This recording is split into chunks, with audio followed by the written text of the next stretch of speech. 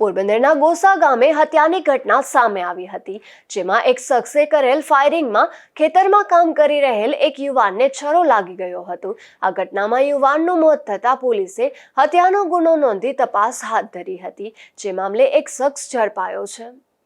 સમગ્ર બનાવ અંગે ગોસા ગામે વિસાણા ફળિયામાં રહેતા કાનાભાઈ ઓડેદરાએ નોંધાવેલ પોલીસ ફરિયાદ મુજબ તેના નાના ભાઈ ભરતભાઈ ટ્રેક્ટર લઈને બેટી સીમમાંથી પસાર થતા હતા, ત્યારે અચાનક ફટાકડો ફૂટ્યો હોય તેવો અવાજ આવ્યો હતો। ત્યારે ભરતભાઈ ટ્રેક્ટર ચલાવતા ઢળી પડ્યા હતા અને તેની સાથે રહેલ ખેતમજૂર સુનિલને ભરતભાઈએ પોતાને શોક લાગ્યો હોવાનું જણાવ્યું હતું અને બાદમાં તે બેહોશ થઈ જતા તેને પોરબંદરની ભાવસીજી સરકારી હોસ્પિટલમાં લાવવામાં આવ્યા હતા। ત્યાં ફરજ પરના ડોક્ટરે તેને મૃત જાહેર કર્યા હતા।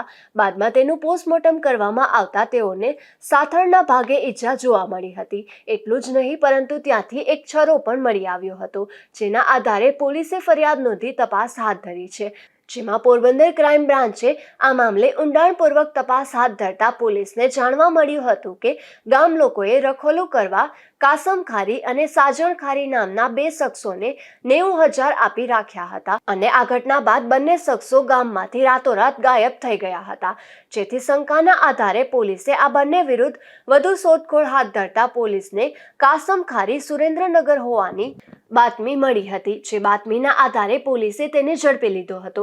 ત્યારે આ શખ્સે જામગરી બંદૂકથી ફાયરિંગ કર્યું હોવાની કબૂલાત આપી હતી। લોકલ ક્રાઇમ બ્રાન્ચે આ આરોપીની ધરપકડ કરી નવી બંદર પોલીસને વધુ તપાસ માટે સોંપી આપેલ છે। તારીખ 10/12/2025 ગોસા ગામની બેટી સીમ વિસ્તાર જે છે સાંજના 5:30 થી 5:45 ગાળા દરમિયાન એક ખેડૂત નામે ભરત નાથા વડોદરા પોતાના જે ખેત મજૂર છે એની સાથે સીમમાંથી પરત ગામમાં આવી રહ્યા હતા।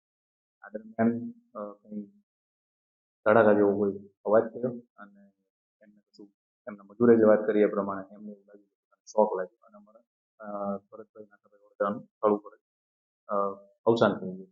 એની બાદ અમે એ બાબતે પોરબંદર પોલીસે તપાસ કરતા એવું જાણવા મળેલું કે સીમનું રખોપું કરવા માટે મોટી મારણ ગામના એક બે શખ્સો જે પોતે સંબંધમાં કાકા ભત્રીજા છે, એકનું નામ છે કાસમ ખારી અને બીજા છે ગેલા સાજણ ઉમર।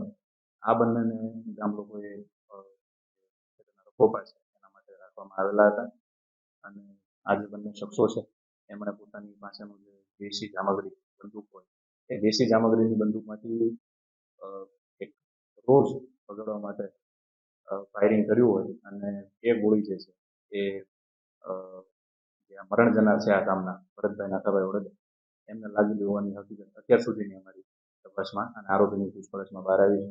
આ પૈકી એક આરોપી કાસમ ખારી ગઈકાલે રાત્રે અટક કરવામાં આવ્યા છે। બીજા આરોપી જે છે ગેલા સાજણ એ અત્યારે ફરાર છે। એના માટે પોલીસની ટીમ એમને શોધવા માટે સતત પ્રયત્નશીલ છે।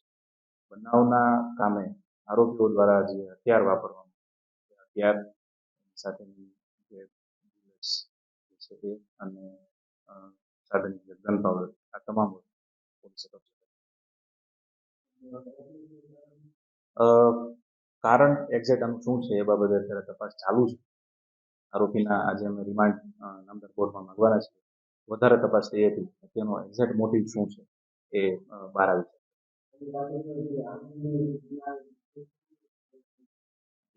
આરોપી જે છે એ ચોરીના એક ગુનામાં સુરેન્દ્રનગર જિલ્લામાં નાસ્તા કરતા આરોપી છે। આરોપી બંને મૂળ મોટી મારણ ધોરાજી રહેવાસી છે।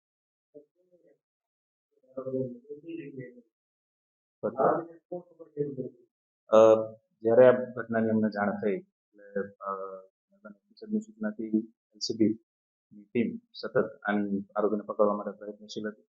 અમને લિંક બધી ગોઠવતા એવું ધ્યાનમાં આવ્યું કે આ લોકો સુરેન્દ્રનગર જિલ્લા ખાતે છુપાયેલા છે। સુરેન્દ્રનગરના તાલુકામાં આરોપીને એલસીબીની ટીમે